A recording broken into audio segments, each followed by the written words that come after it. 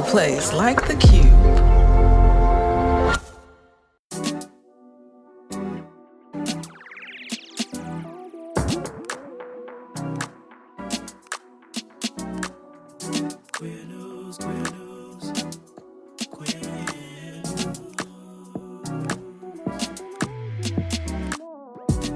Family, this is your favorite queer radio personality, Anna Deshawn, and this is Queer News, your favorite weekly news pod where race and sexuality meet politics, culture, and entertainment. This is your number one stop for queer news done right, only on E3 Radio. When you were starting out as a writer, you were black, impoverished, homosexual. You must have said to yourself, gee, how disadvantaged can I get? Oh, no, I thought I hit the jackpot. Oh, great. If it's so outrageous, you cannot go any further, you know. And so you had to find a way to use it. I hit the jackpot, okay? Baldwin said it, and so it is. He was such a giant who spoke his truth when it was illegal and unsafe to do so, and he did it so unapologetically, okay? Saturday was his 101st birthday. And during Anna's Got a Word, I'm going to share some other quotes from him that continue to inspire me today. And QCrew, what's going on? As always, I thank you for your continued commitment to helping me sustain this podcast, okay? You helped me to cover the costs for our editor, Ryan, who I quite literally wouldn't want to do this podcast without. And so if you're not part of the QCrew, but you believe in the work we do, if you believe LGBTQ stories need to be amplified, and you love and respect how I report on the news and tell our stories, join the QCrew for as low as $5 a month. A link is in the show notes. And don't forget, the Queer News tip line is always open. If you got a local news story, are you a queer organization folks should know about? Are you an artist with a song coming out? Send in a queer news tip. We got one for you this week, okay, from Dan. He's got a game coming out that he wants you to know about. So stay tuned and keep them coming. Info on how to submit is in the show notes. Now for the news. In politics, blue states are standing up to the Trump administration, and I love it, and I can't wait to tell you all the details. And in other good political news, a federal judge has blocked efforts to defund Planned Parenthood. Come on. Now in culture and entertainment, Revry crowns its first king of drag. The iconic Dinah Shore is preparing to say goodbye to its founder, Mariah Hanson, after 34 years. And Family Feud makes queer history, child, and I cannot stop laughing, okay? And during Anna's Got a Word, I get to celebrate James Baldwin today by sharing why I think his brilliance still matters so much. Let's get into it. Family, in politics, on Friday, a major lawsuit was filed in the fight for trans rights. And this time, it's not individuals. This time, it's the states. And let's get specific, okay? Roll call. States are Massachusetts, California, New York, Connecticut, Illinois, Delaware, D.C., Hawaii, Maine, Maryland, Michigan, Nevada, New Jersey, New Mexico, Josh Shapiro as the governor of Pennsylvania, Rhode Island, and Wisconsin. Now, do you notice anything about those names? I'll give you a quick second. You got it? That's right. These are all blue states. States where gender-affirming care is supposed to be protected, but because of the federal funding threats led by the Trump administration, these states have seen hospitals cutting the care that the states affirm. This groundbreaking lawsuit of over a dozen states, which honestly, family, is 79 pages long, okay? It seeks to protect gender-affirming care. And from what they're calling an unconstitutional campaign of intimidation by the Trump administration. Come on, blue states. Now let's break this suit down a little bit, okay? Now, it was filed in a federal court in Massachusetts, which is a great place to start. And the states are arguing that the Trump administration is using federal investigations, subpoenas, and threats of prosecution to force hospitals and clinics to shut down gender-affirming care for minors. And this is happening even in states where their care is protected by law. We're seeing it here in Illinois, and I'm looking forward to having Jake Wittick, the managing editor of Windy City Times, come on next week and tell us about how it's affecting us here in Chicago, right? But it's happening in California, Colorado, Connecticut, DC. Hospitals have either closed, paused their gender-affirming care programs, and many have pointed directly to President Trump's executive orders and the Department of Justice's aggressive tactics. Attorney General James out of New York said this: "The administration's actions put providers in an impossible position. Either comply with unlawful federal threats or violate state laws that require non-discriminatory access to medical care." She went on to say, "The federal government has no right to intimidate families, criminalize doctors, or tear away the rights of young people to access life-saving care. We will not allow extremist politics to trample the Constitution or terrorize trans youth." Chile. If you all recall, Attorney General James is the one who has been coming for Trump every step of the way. And I thank this Black woman, okay, for standing up, for speaking truth to power in this moment, because somebody's got to, okay?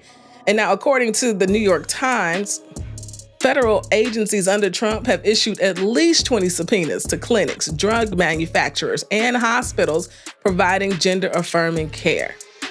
The Justice Department even launched FBI investigations into 3 children's hospitals and is demanding access to patients' confidential medical records. And you know the White House has been celebrating all of the rollbacks, all of the pausing, all of the closures. They even had an event titled "The Dangers of Gender-Affirming Care for Minors." They out here, okay? But these attorney generals in these states and Josh Shapiro argue no federal law exists that bans gender-affirming care because it doesn't. Because it doesn't. And they are arguing that the Trump administration is violating the 10th Amendment, which protects states' rights. They say the government is weaponizing fear and that these intimidation tactics are designed to sidestep the legal process altogether. And that is exactly what these executive orders are doing. Family, this lawsuit is major. We will continue to follow it, okay? And please know, everybody living in a blue state, we are not immune to what's happening in DC. And nothing is making that more clear than our hospitals refusing to provide gender-affirming care in this moment. This lawsuit is a declaration, is truly, I think, a line in the sand that we are not going down without a fight. And I love to see it. Come on, come through.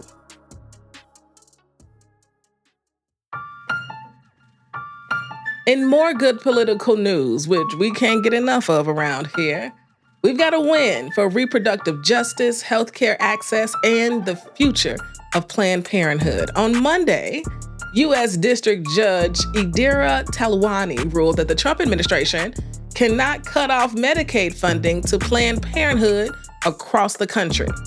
Now, the Trump administration included this in that awful spending bill that passed. Now, they, of course, didn't name Planned Parenthood specifically, but they decided to block Medicaid reimbursements to clinics that received more than $800,000 in Medicaid payments in 2023. And that would be absolutely devastating to Planned Parenthoods across the country. To just further illustrate the devastating effect those monies would have, nearly 200 clinics in 24 states would have been at risk for closing. 200 clinics in 24 states if Judge Talwani had not made this ruling. That would have left more than 1 million patients without access to health care, critical health care. I know when we hear about Planned Parenthood, we think first, of course, about abortion rights. But please know, Planned Parenthood is about healthcare access, cancer screenings, STI testing and treatment, birth control and contraception, pregnancy care.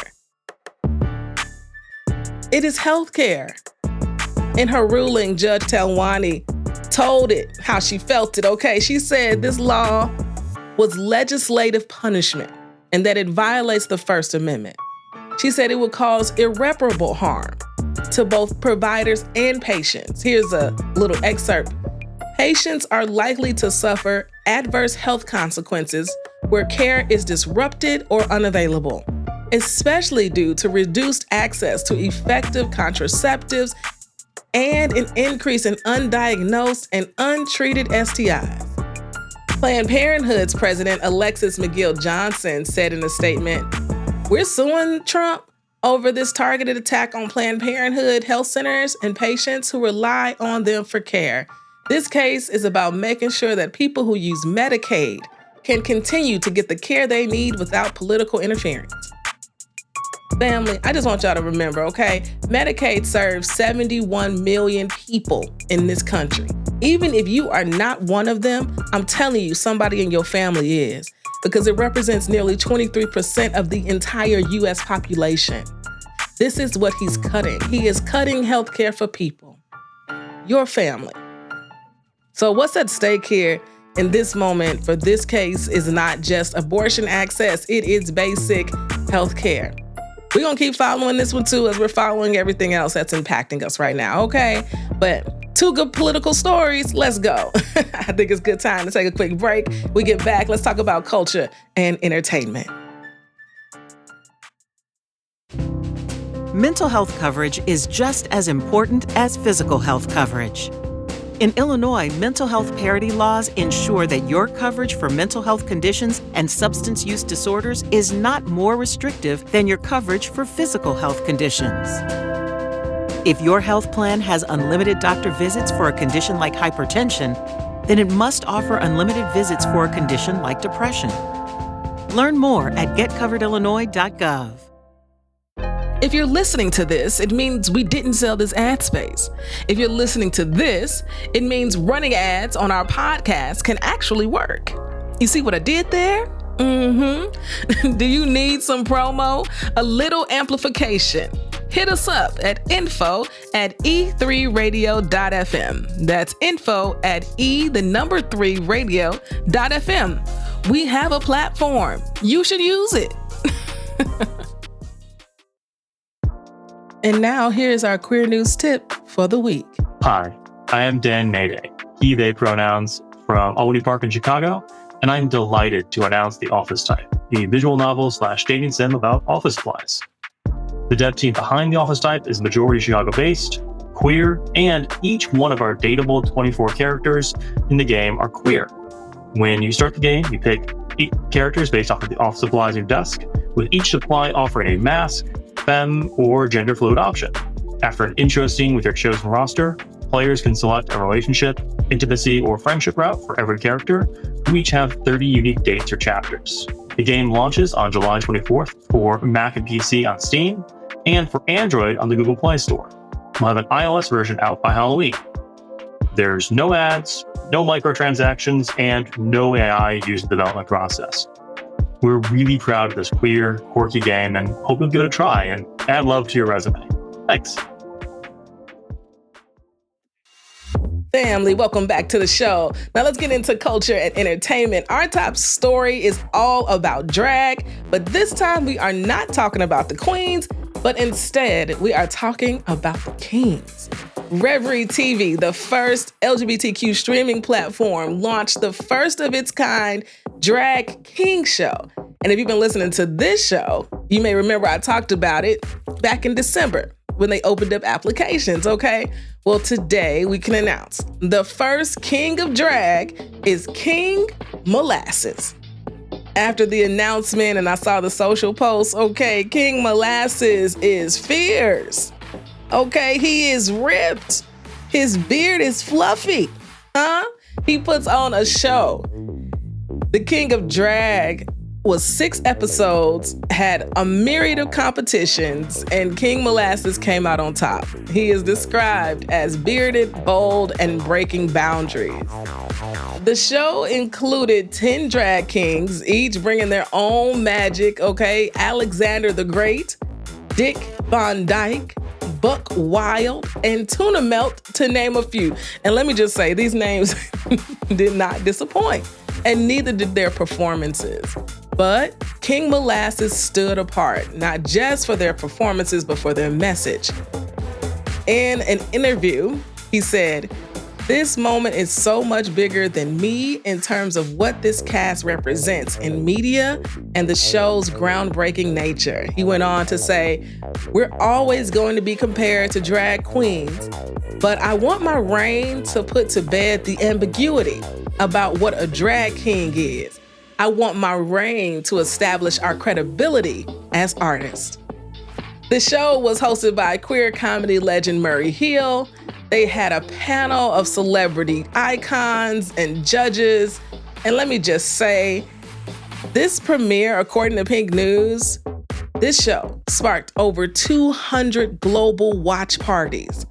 200 from Brazil to Taiwan, okay? Drag kings ain't never got this much respect or love, ever. And so, maybe this is a cultural shift. And if so, I'm here for it. And thank you, Revry, okay? Yes. TS? Can I just call you TS so we need the whole thing? You can give, listen, I take it short or long. Steve Harvey, it's okay to freeball. We're freeballing today all day. Free ball. Some of us are without the B word. So some of us are free. Some of us have set them free. Oh my God. Mine is named Chucky. Friends to the end. Let me tell y'all something. T.S. Madison is a mess, okay? Friends to the end? Really? When these clips of the television history-making moment from Family Feud began circulating the internet, I was fit to be tied, okay? It was right on time. I needed a good belly aching, laugh so hard you're crying type of laugh. This is the type of cultural joy we must be taking in right now, okay? You can't buy it.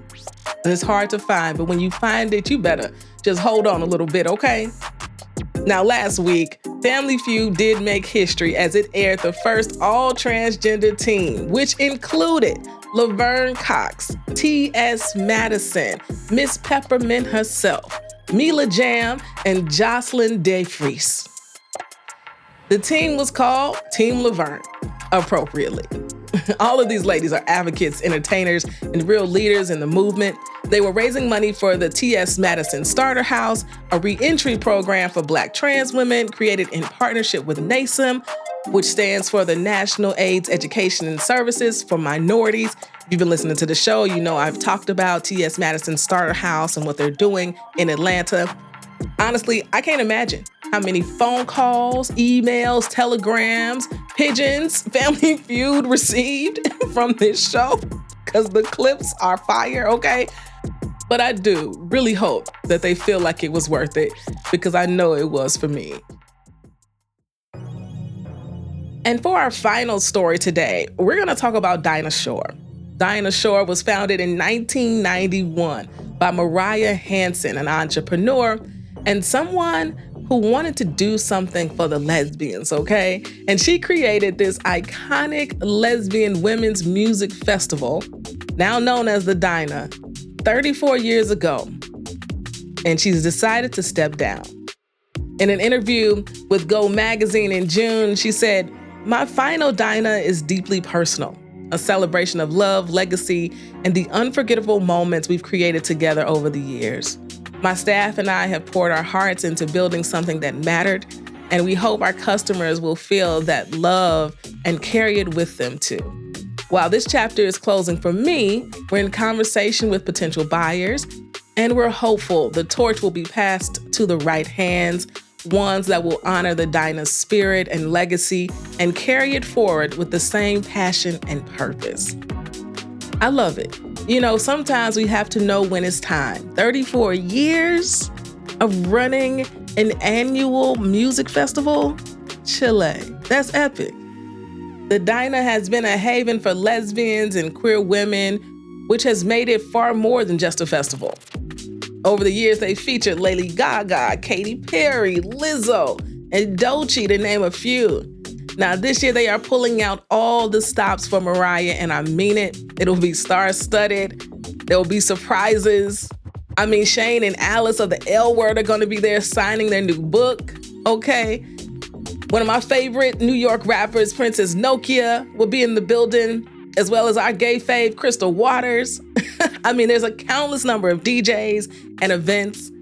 The Dinah is something you might not want to miss this year. That's all I'm saying. As I looked at the lineup, they are definitely sending Mariah off right. They are going to celebrate what she's built and what they have in store for the future. Family, okay? If you're interested, tickets and full details are available at thedinah.com.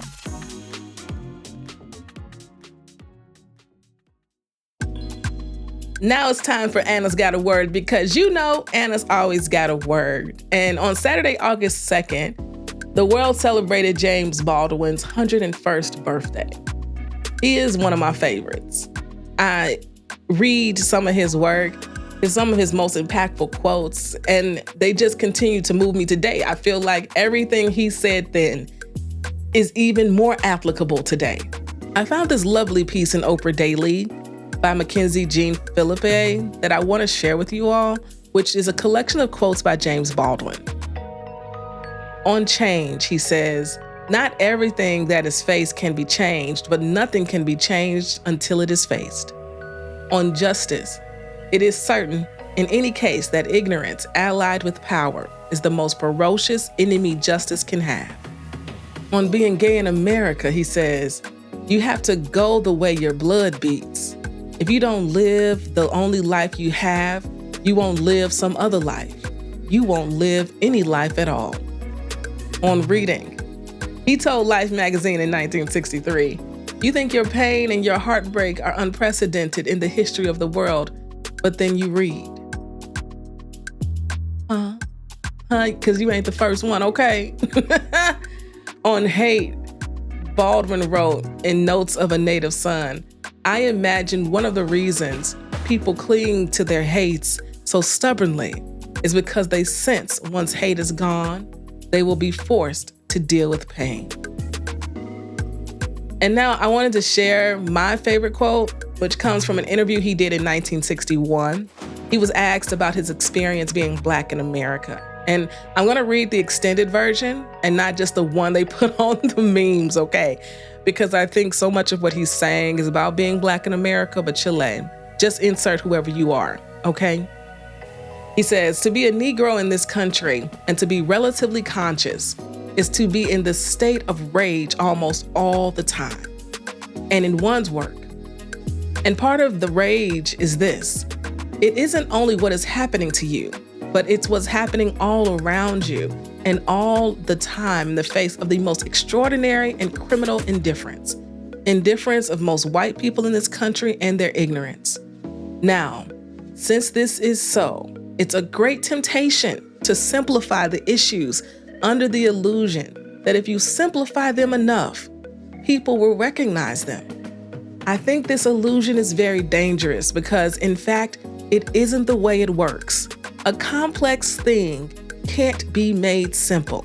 You simply have to try to deal with it in all its complexity and hope you get that complexity across. If that don't feel right on time right now, I don't know what does. Thank you, James Baldwin. Thank you, James Baldwin. Thank you, James Baldwin. And family, I want y'all to go out and have an amazing week, okay? Now, till next time, peace.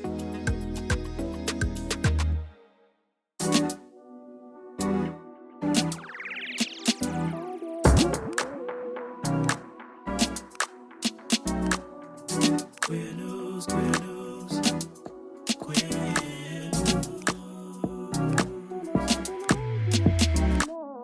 If you've enjoyed what you heard, rate and review us inside your favorite podcasting app. This podcast is written and produced by me, Anna Deshawn. Podcast editing by Ryan Woodhall. And brought to you by E3 Radio and distributed on The Cube. We are Queer News Done Right.